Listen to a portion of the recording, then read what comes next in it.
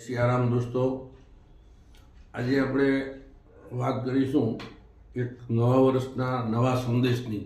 હિસાબ શું રાખવો? નવા વર્ષનો નવો સંદેશ, હિસાબ શું રાખવો? સમયના નિરંતર પ્રવાહમાં આપણા થોડાક વર્ષોનો હિસાબ શું રાખવો? ભરીને આપ્યું છે જિંદગીએ, જે ન મળ્યું તેનો હિસાબ શું રાખવો? આવનાર દરેક દિવસ પ્રકાશમાન છે, ત્યારે રાત્રિના અંધકારનો હિસાબ શું રાખવો? આનંદની બે ક્ષણ કાફી છે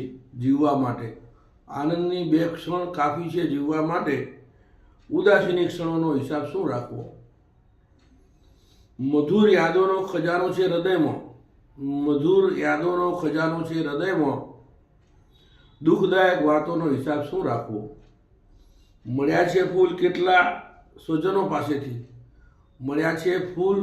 સ્વજનો પાસેથી, કાંટાના જખમનો હિસાબ શું રાખવો? જો યાદ કરીને જ દિલ જાય ખુશ, તો મળવા ના મળવાનો હિસાબ શું રાખવો? કંઈક તો સરસ છે જ હર કોઈમાં, થોડીક ખરાબીનો હિસાબ શું રાખવો? ગમતા સંબંધો સાચવી રાખજો, જો એ ખોવાશે તો ગૂગલમાં પણ નહીં મળે. દરેક સારા સંબંધમાં એક સારા માણસનું રોકાણ હોય છે. આ 2025ના નવા વર્ષમાં આપણા સૌના સંબંધનો મીઠાશ તેમજ લાગણીની લીલાશ ભીનાશ આમ જ જળવાઈ રહે તેવી શુભેચ્છા.